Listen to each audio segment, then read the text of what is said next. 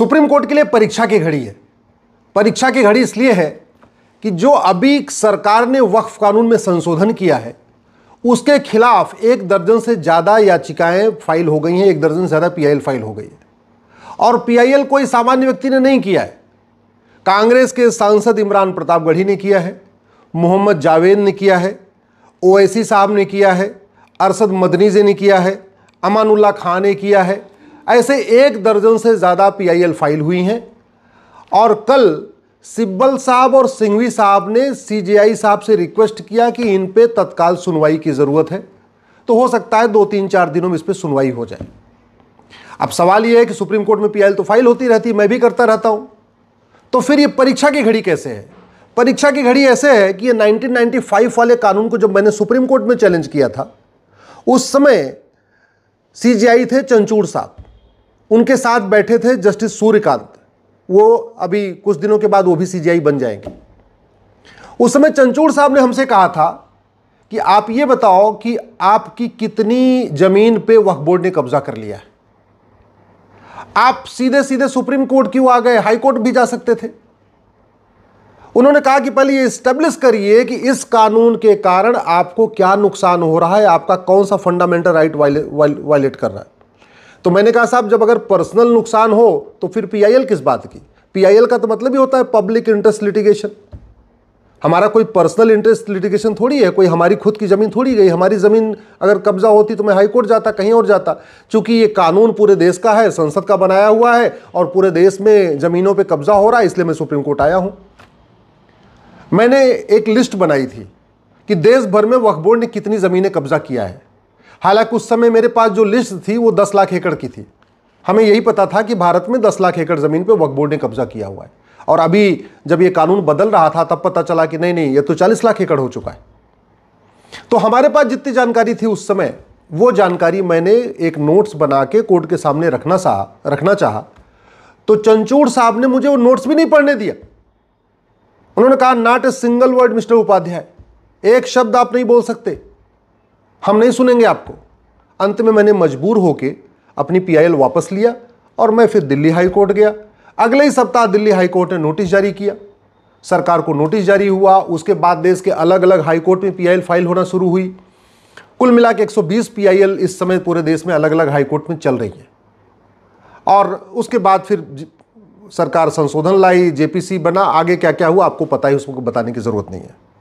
अब सवाल यह है कि मैंने भी वक्फ एक्ट को चैलेंज किया था और इस समय ओवैसी साहब, इमरान प्रतापगढ़ी, मोहम्मद जावेद साहब ने भी वक्फ एक्ट को चैलेंज किया।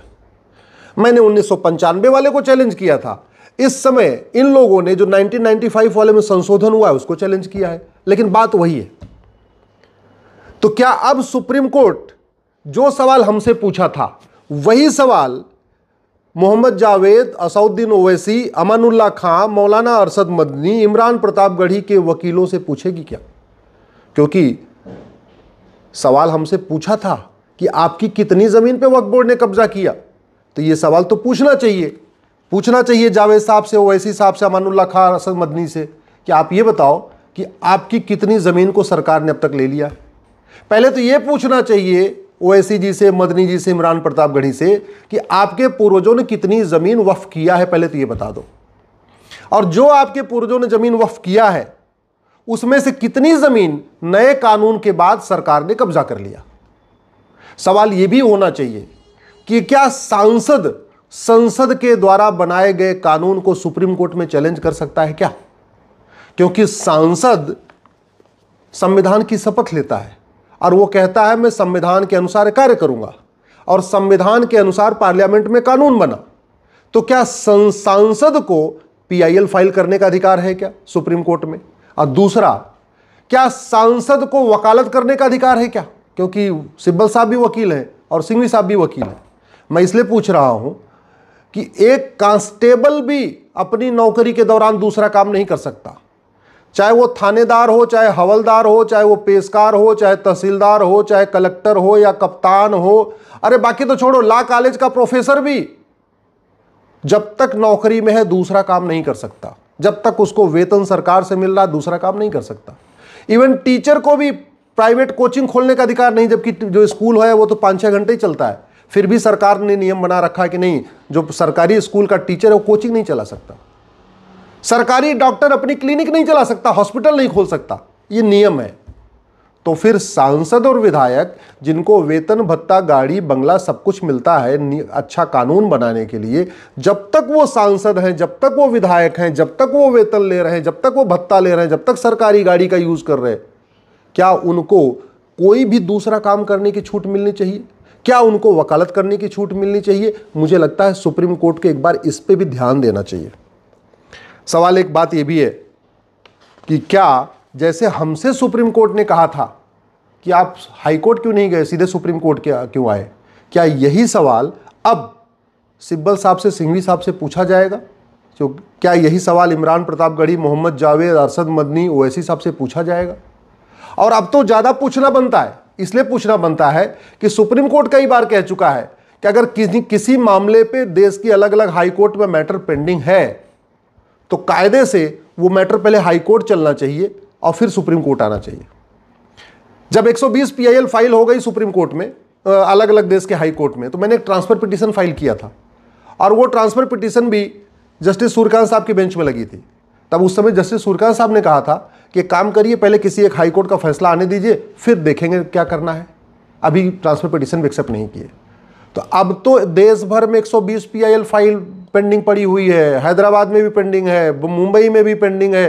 सारी ऐसी देश की कोई हाई कोर्ट नहीं है जहां 1-2 PIL पेंडिंग नहीं है वक्फ एक्ट के खिलाफ। और नए वाले जो आ रहे हैं ये भी वक्फ एक्ट के खिलाफ आ रहे हैं। बस हम पुराने वाले कांग्रेस वाले जो कानून था 1995 का, हमने उसको चैलेंज किया, ये लोग जो अभी नया वाला संशोधन आया उसको चैलेंज किया। तो अब ये देखना है कि क्या सुप्रीम कोर्ट इन लोगों को, ओवैसी साहब को, इमरान प्रतापगढ़ी को, मोहम्मद जावेद को, मदनी साहब को, ये कहती है कि काम करो, अपने हाई कोर्ट जाओ, वहां पहले से मामला पेंडिंग है, वहीं जाके पहले अपनी बहस करो, और जब किसी हाई कोर्ट का फैसला आ जाएगा तब सुप्रीम कोर्ट हम देखेंगे। सुप्रीम कोर्ट क्या करता है बहुत जल्दी क्लियर हो जाएगा। क्या सुप्रीम कोर्ट का जो स्टैंड मेरे लिए था वही स्टैंड ओवैसी, मदनी, इमरान प्रतापगढ़ी के लिए रहेगा? क्या जब मेरे जैसा एक छोटा सा वकील बहस कर रहा था, सुप्रीम कोर्ट का वही स्टैंड जब सिब्बल साहब बहस करेंगे, सिंघवी साहब बहस करेंगे, तब भी वही रहेगा? देखना है, 2-3 दिन में क्लियर हो जाएगा। अब बात आती है कि ये वक्फ जो है प्रॉपर्टी, ये हो क्या रहा है? लॉजिक क्या दी जा रही है कि जो मुगलों की प्रॉपर्टी थी वक्फ प्रॉपर्टी हो गई। तो मैं ये पूछना चाहता हूं, क्या जहां तक भगवान श्री राम ने राज किया था वो सारी प्रॉपर्टी हिंदुओं की है क्या? क्योंकि जहां तक भगवान श्री राम ने राज किया था उसमें अब तक 25 देश बन चुके हैं, तो उन फिर 25 देशों की पूरी प्रॉपर्टी हिंदुओं की होनी चाहिए। क्या जहां तक भगवान भरत ने राज किया था वो सारी प्रॉपर्टी हिंदुओं की है क्या? क्या जहां तक राजा युधिष्ठिर ने राज किया वो सारी प्रॉपर्टी हिंदुओं की है क्या? क्या जहां तक चंद्रगुप्त ने राज किया वो सारी प्रॉपर्टी हिंदुओं की है क्या? क्या जहां तक सम्राट अशोक ने राज्य किया क्या वो सारी प्रॉपर्टी सनातनियों की है क्या? मैं इसलिए पूछ रहा हूं कि अगर राजा के हिसाब से फॉर्मूला चलेगा फिर तो मुगलों से शुरू क्यों करना चाहिए, थोड़ा मुगलों के पीछे शुरू करना चाहिए। और जहां पे युधिष्ठिर ने राज किया, भरत जी ने राज किया, भगवान श्री राम ने राज किया, चंद्रगुप्त ने राज किया, अशोक ने राज किया, वहां तो 25 देश बन चुके हैं, फिर तो 25 के 25 देश पूरा हिंदुओं के होने चाहिए, वो सारी प्रॉपर्टी हिंदुओं की होनी चाहिए। भाई पिछले 2500 साल में भारत के 25 टुकड़े हुए और 7 टुकड़े तो 1857 के बाद हुआ है, यानी पिछले 200 साल में 7 टुकड़े हुए। तो कायदे से चाहे ये म्यांमार हो, चाहे तिब्बत हो, चाहे अफगानिस्तान हो, चाहे पाकिस्तान हो, चाहे बांग्लादेश हो, ये सारी प्रॉपर्टी फिर तो हिंदुओं की होनी चाहिए अगर राजा के हिसाब से चल रहा है। और अगर नहीं, फार्मूला एक है, तो फिर मुगलों की जमीन वक्फ कैसे हो सकती है? और जब मुगलों की जमीन वक्फ नहीं हो सकती तो मुगलों के नवाबों, मुगलों के निज़ामों, मुगलों के जागीरदारों, मुगलों के जमींदारों, मुगलों के तीमारदारों, मुगलों के रजाकारों की जमीन वक्फ कैसे हो सकती है? भाई बड़ी सीधी सी बात है, शासन बदलता है तो जमीन ट्रांसफर हो जाती है। यानी जब तक मुगल थे, मुगल राज कर रहे थे, उसके बाद अंग्रेज आए, सारी जमीन का मालिकाना हक अंग्रेजों को ट्रांसफर हो गया। अंग्रेजों को ट्रांसफर हो गया, 1947 में देश आज़ाद हो गया, 1950 में संविधान लागू हो गया, सारी की सारी जमीन भारत सरकार को ट्रांसफर हो गई। कल को फिर तो अंग्रेज बोलेंगे कि अंग्रेजों का जहां जहां राज था कॉमनवेल्थ में, पाकिस्तान, अफगानिस्तान, बांग्लादेश, यहां वहां जहां जहां था, फिर तो अंग्रेज बोलेंगे सारी जमीन चर्च की है भैया, क्योंकि राज हमारा था, सारी जमीन क्रिश्चियंस की हो गई। ऐसे नहीं चलता। एक बात और, जो हिंदू पाकिस्तान बांग्लादेश से छोड़ के भारत आए, उनकी जमीन तो वहां की सरकार की हो गई, वहां के वासिंदों की हो गई, वहां के लोगों ने ले लिया। तो फिर जो जमीन भारत के मुस्लिम छोड़ के गए, भाई जब बंटवारा हुआ 47 में, तो पाकिस्तान से हिंदू भारत आए और भारत से बहुत सारे मुस्लिम पाकिस्तान गए, बांग्लादेश गए। तो जब वहां से जो लोग छोड़ के आए, सिंध से, लाहौर से, ननकाना साहब से, बाकी जगहों से, वो जमीन हिंदुओं की नहीं है, वो जमीन मंदिरों की नहीं है, तो यहां जो लोग छोड़ के गए थे, चाहे परवेज मुशर्रफ गए या जो भी गए, उनकी जमीन वक्फ की कैसे हो सकती है? फिर तो वो जमीन या तो मंदिरों की होनी चाहिए, या तो उनके पड़ोसियों की होनी चाहिए, या तो सरकार की होनी चाहिए। एक बात और, 1950 में टोटल वक्फ बोर्ड के पास प्रॉपर्टी थी मात्र 50,000 एकड़, यानी 500 साल के मुगलों के शासन और 200 साल के अंग्रेजों के शासन, कुल 700 साल के शासन में वक्फ प्रॉपर्टी थी मात्र 50,000 एकड़। अब आज के समय में वक्फ प्रॉपर्टी है लगभग 40 लाख एकड़। इसके पहले के वीडियोज मैंने 10 लाख एकड़ बोला है, लेकिन वो मेरी भूल थी, क्योंकि हमें 10 लाख एकड़ की ही जानकारी थी। ये 40 लाख एकड़ की जानकारी अभी मुझे हुई है, जब ये वक्फ कानून बदला जा रहा था, तब गृह मंत्री जी ने बताया कि 39 लाख एकड़, और जो उन्होंने 39 लाख एकड़ बताया है, उसमें केरल और बंगाल का डाटा नहीं है। तो अगर केरल और बंगाल का डाटा आ जाएगा तो मैं मान के चल रहा हूँ 1 लाख एकड़ और बढ़ जाएगा, यानी 40 लाख एकड़। और वैसे भी जब 1950 के पहले तक की जमीन थी, उसके पहले भी कानून चल रहे थे। ये सिविल प्रोसीजर कोड तो 1858 में बन गया था, तो अगर जिन लोगों को वक्फ करना था, जमीन दान करना था, वो सिविल प्रोसीजर कोड का पालन करते। ये सोसाइटी रजिस्ट्रेशन एक्ट 1860 में बन गया था, तो जिन लोगों को अगर वास्तव में दान करना था, हिंदू दान करते थे, तो अपनी ज़मीन 1860 वाले सोसाइटी रजिस्ट्रेशन एक्ट में रजिस्टर कराते थे। उसके बाद चैरिटेबल ट्रस्ट एक्ट 1920 में बन गया, तो जिन हिंदू, जैन, बौद्ध, सिख ने कुछ दान करना था, तो उन्होंने यहाँ रजिस्टर कराया। मुझे समझ में नहीं आ रहा है, हिंदू, जैन, बौद्ध, सिख सब लोगों ने अपनी ज़मीन को ट्रस्ट एक्ट में रजिस्ट्रेशन कराया, ये 1920 वाले में, सोसाइटी रजिस्ट्रेशन एक्ट में 1860 वाले में रजिस्ट्रेशन कराया, सिविल प्रोसीजर कोड 1858 का था, इसको फॉलो किया। तो मुस्लिम्स ने क्यों नहीं किया? सब अंग्रेज़ों का कानून फॉलो कर रहे थे, मुस्लिम्स क्यों नहीं कर रहे थे? चलो मान लेते हैं भाई, ठीक है, पढ़े लिखे नहीं थे, उनको नहीं थे। लेकिन 1950 के बाद तो संविधान लागू हो गया, और संविधान लागू हो गया उसके बाद तो मुंह ज़बानी कोई भी चीज़ होती नहीं थी, कोई भी चीज़ मौखिक नहीं होती थी, हर चीज़ लिखित में होती थी। तो जब 1950 के पहले की 50,000 एकड़ ज़मीन बाहर निकाल भी दे, चलो मान लेते हैं भैया ठीक है, तो जो बाद में 39.5 लाख एकड़ ज़मीन बढ़ गई, वो तो बाकायदा कागज़ दिखा के हुई होगी, बाकायदा रजिस्टर करा के हुई होगी, क्योंकि भारत स्वतंत्र हो चुका था, नियम कानून बन चुका था, सबको जो कुछ भी दान करना था बाकायदा रजिस्टर में करना था, लिखित में करना था, गवाहों के साथ करना था। फिर मौखिक में क्या हो गया? इसलिए मेरा मानना है अब समय आ चुका है, इन विषयों पे चर्चा हो, गंभीरता के साथ चर्चा हो। और इसलिए मैं कहता हूँ वक्फ एक्ट में संशोधन नहीं होना चाहिए, वक्फ एक्ट पूरा का पूरा ख़त्म होना चाहिए। 1 नेशन 1 चैरिटी कोड होना चाहिए, 1 नेशन 1 प्रॉपर्टी कोड होना चाहिए, 1 नेशन 1 एंडाउमेंट कोड होना चाहिए। हिंदी में कहेंगे समान दान संहिता, समान धर्मस्थल संहिता, समान संपत्ति संहिता होनी चाहिए, क्योंकि भारत का संविधान मजहब के आधार पर कोई नियम कानून बनाने की इजाज़त नहीं देता। एक बार वक्फ बोर्ड तो फिर भी बन सकता है, वक्फ ट्रिब्यूनल तो मजहब के आधार पर हो ही नहीं सकता, बिल्कुल नहीं हो सकता, क्योंकि ट्रिब्यूनल कोर्ट का काम करता है और कोर्ट मजहब के आधार पर नहीं होती है।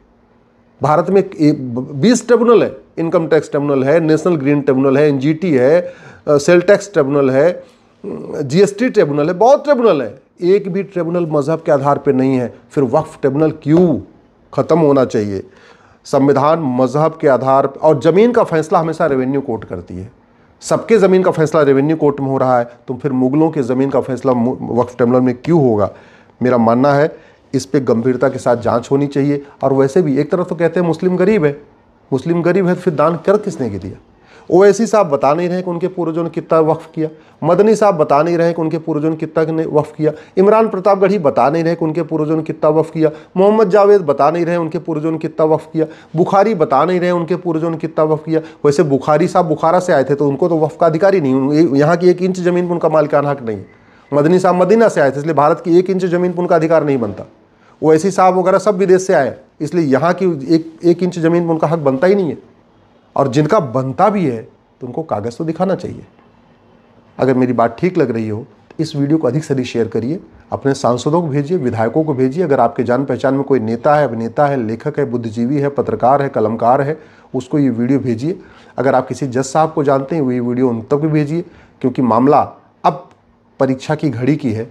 देखना यह है कि सुप्रीम कोर्ट ने जो स्टैंड हमारे जैसे एक छोटे से वकील के लिया, क्या वही स्टैंड सिब्बल और सिंघवी साहब जैसे बड़े वकीलों के लिए भी होता है? सुप्रीम कोर्ट ने जो स्टैंड हमारे लिए लिया, क्या वही स्टैंड ओवैसी के लिए, मोहम्मद जावेद के लिए, इमरान प्रतापगढ़ी के लिए भी लेती है? अब ये देखना है। बहुत जल्दी सुनवाई होगी, दूध का दूध पानी का पानी हो जाएगा। ऐसी ही और वीडियो को देखने के लिए चैनल को सब्सक्राइब कीजिए, वीडियो को लाइक कीजिए, कमेंट कीजिए और शेयर कीजिए। धन्यवाद।